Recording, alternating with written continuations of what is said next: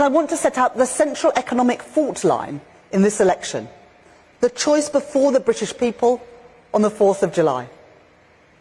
5 more years of chaos with the Conservative Party leaving working people worse off, or stability with a changed Labour Party. I can tell you exactly what Rishi Sunak wants you to think on polling day. He's already saying it, that the plan is working, don't change course now, that the chaos and instability wrought by Liz Truss was just a blip, that the deep problems that we face are down to global events. They're not his fault at all. Don't judge 14 years on 49 days, he will say. I want to take that head on, because while it is true that the crises we have faced are global in origin, our unique exposure to those crises, the reason that we have been harder hit than many comparable countries by the economic impact of COVID and then by inflation and rising energy prices, can only be explained by the choices made by Conservative governments here at home. And because while the Prime Minister wants this election to be about whether inflation is coming down this month, he omits to mention when it started to rise, on his watch as Chancellor.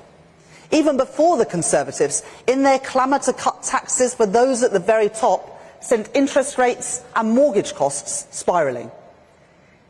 He omits to mention when it peaked too, on his watch as Prime Minister. And he omits to mention the families and the businesses dealing with the consequences of Conservative economic mismanagement today. Like the family I met in Redcar, the dad doing an apprenticeship, the mum working in a supermarket, who spend every evening talking about money because there's simply not enough to pay the bills. Or the small business owner in Milton Keynes, desperate to expand, but faced with a system of business rates that are stacked against her. Or just down the road from here, the workers at Alstom, some of whom I met just a few months ago, who are facing the uncertainty that results when a government is unwilling to take a long-term strategic approach in partnership with business and trade unions, the only responsible approach to economic policy. The Conservatives are insulting the intelligence of millions of people like these, forced to deal with the consequences of their failure.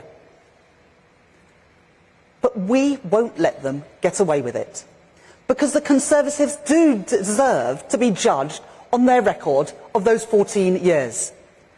The general election in 5 weeks' time is a chance for the British people to pass judgment on 14 years of economic chaos and decline under the Conservative Party. 14 years that have seen taxes reach a 70-year high, national debt more than double, and the typical homeowner remortgaging this year paying £240 more a month after the disastrous mini-budget. Wages flat. Public services on their knees. Taxpayers being asked to pay more and more, and yet getting less and less in return. 5 Prime Ministers, 7 Chancellors, 12 plans for growth, each delivering less than the last.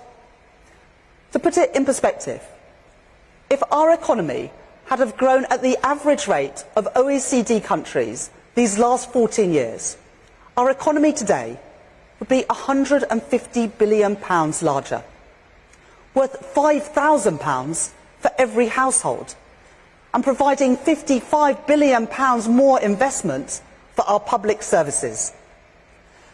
That is their record, and they deserve to be judged on it. The Conservatives have failed on the economy. The plan isn't working. And Rishi Sunak's decision to call a snap general election is the clearest sign of that. If he doesn't believe that his plan is working, why should you? And no matter how much they tell us that Liz Truss was nothing to do with them, their every action speaks otherwise. They haven't learnt their lessons. They're singing from the same songbook. with the Prime Minister's priorities dissolving into thin air, what is his last desperate throw of the dice? Not to deliver on the promises that he's made over the last 2 years, but instead to offer up £64 billion worth of unfunded tax cuts. They offered up just another one last night, and the Conservatives cannot say how they're going to pay for them. What cuts will they make to public services? What other taxes will they increase? Or will they fund it through yet more government borrowing? And why should anyone believe them after, and I'll say it again, the tax burden has reached a 70-year high under the Conservatives? Be in no doubt, the single biggest risk to our economy today is 5 more years of Conservative chaos and decline. My ambitions for Britain are so much greater than that. I don't think we need fantasy economics to look and hope for a better future. Just look around us. But we do need change.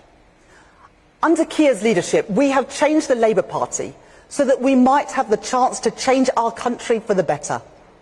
To offer a government that is pro-worker and pro-business, in the knowledge that each depends upon the success of the other. A party that understands business, that works with business. I'm not one of those politicians that thinks that the private sector is a dirty word or a necessary evil. I worked in the private sector. Before entering politics, I worked in financial services in West Yorkshire. I know what a successful business can do for places like those. And I know that economic growth comes from success of business, large, medium and small. Indeed, there is no other way.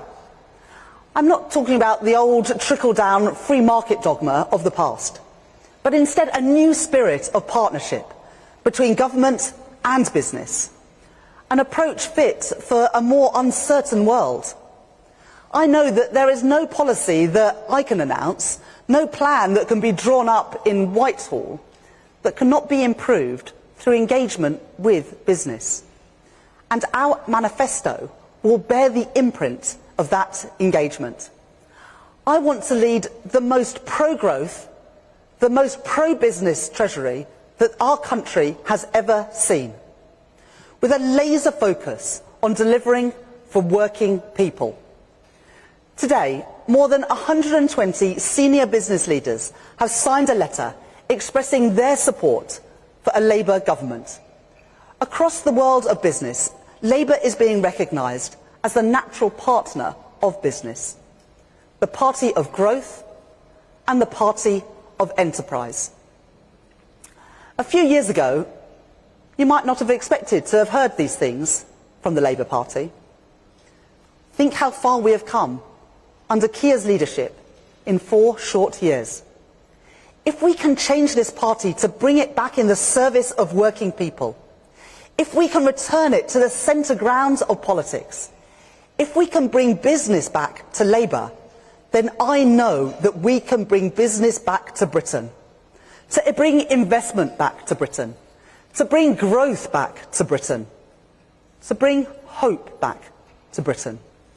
Because by bringing business back to Britain, we can deliver a better future for working people. Whatever ideologues on the left or the right say, it's not either or. This Labour Party understands that business success is crucial to good jobs, and good work is crucial for successful businesses.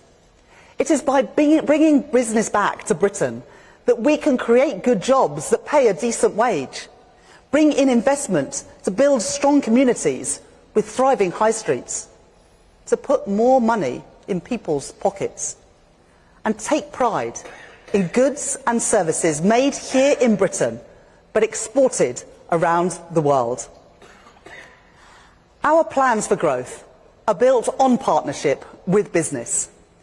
A mission-led government prepared to take on the big challenges that we face and ready to seize the opportunities of the future. And a government that will build all its plans for the future on the bedrock of economic stability. It is clearer than ever that at this election, the choice is between Tory chaos and Labour stability. And stability is change. Stability so that we never again see a repeat of the mini-budget and the damage it did to families. Stability so that families and business can plan for the future. Stability of direction so we can bring together government, business and working people in common purpose to meet the great challenges of our time. That will be underpinned by robust fiscal rules to get debt falling by the end of the Parliament. I will never play fast and loose with the public finances, because when you do so, you put family finances at risk. We have started as we mean to go on. I have been very clear that every policy that we announce, every line in our manifesto, will be fully costed and fully funded. No ifs, no ands, no buts. That is the attitude that I will take into the Treasury, because taxpayers' money should be spent with the same care with which people spend their own money. I remember when I was growing up, my mum would sit at the kitchen table, combing over line by line her bank statements and her receipts. We weren't badly off, but we didn't have money to spare. To my mum, every penny mattered. And believe me, I understand that the basic test for whoever is Chancellor is to bring that attitude to our public finances. And stability will rest, as it always has done when Britain has enjoyed economic success, on strong institutions. I started my career as an economist at the Bank of England. I know why the stability that it brings and the independence from short-term politics matter to economic success and the battle against inflation. So Labour will not play, I will not play, the Tory game of undermining the Treasury or the Bank of England. And I will introduce a new fiscal lock so that any government making significant and permanent changes to tax and spending will be subject to a forecast from the Independent Office for Budget Responsibility, so that there is never a repeat of the mini-budget. Stability must mean something else too, and it's something that I've heard from business time and again about how important this is. Certainty in our tax system, which is why we have committed to the publication of a business tax roadmap covering the duration of the Parliament within the first 6 months of a Labour government. And it is why corporation tax will be capped at its current rate for the duration of the next Parliament. That is the lowest rate among G7 economies, and should our competitiveness come under threat, we will act. Stability will be the bedrock of everything that we do. But stability alone is not enough. It is one central part of what I call securonomics, a new approach which recognises that our age of insecurity requires new answers to new economic challenges. So stability must stand alongside a plan to fix our weak levels of investment. Britain today is the only G7 country with investment below 20% of GDP. I am not under the illusion that government can fix this alone. The lifeblood of a successful economy is business investment.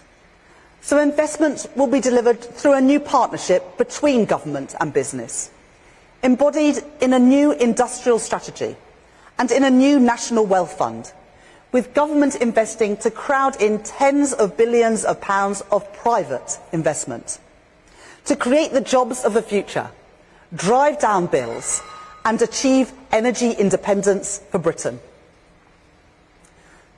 And we will need reform too. No more ducking the difficult decisions. No more shrinking from vested interests. No more accepting that this is as good as it gets. So we will reform our politics, pushing power out of Westminster so our local and regional leaders can deliver for their areas. We will reform our skills system to give working people the chance to succeed in a changing world of work, replacing the apprenticeship levy with a new jobs and growth levy. We will reform our planning system, taking head-on the biggest obstacle to growth and investment that we face, and get Britain building again. We will deliver reform with security in work, with a new deal for working people. And we will forge a closer relationship with our nearest neighbours in the European Union to ease the burden of bureaucracy and red tape on British businesses, including a new veterinary agreement, an agreement on touring visas, and the mutual recognition of professional qualifications. Stability, investment, reform. You are going to hear those three words a lot from me, because they are the ingredients of a genuine plan for the future, an alternative to managed decline. The reason that I can say with confidence that this Labour Party is the natural party of British business. The choice at the next election is simple. 5 more years of the vicious cycle of chaos and decline which the Conservatives have set in motion, or a changed Labour Party, putting stability first, in the service of working people. We will fight this election on the economy.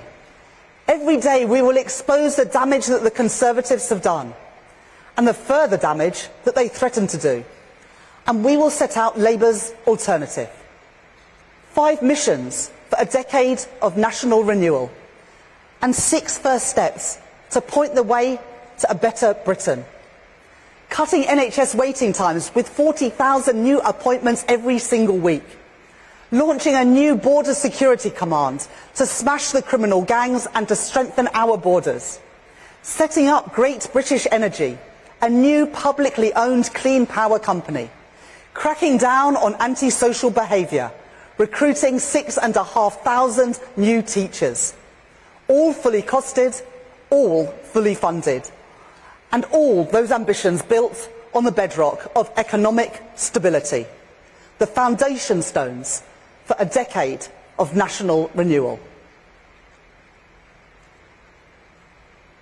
To serve as Chancellor of the Exchequer would be the privilege of my life.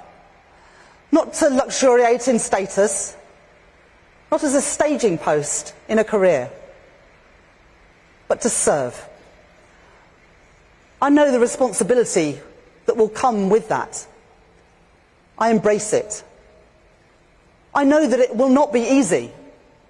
It will take hard work. It will require harder choices. I am ready for it. As I travel around the country, I see great potential wherever I go, in dynamic great British businesses, like this one, in labs and classrooms in our world-leading universities, and in the talent and the effort of working people. It is time to unlock that potential, to turn the page on chaos and decline, and start a new chapter for Britain. Labour is ready.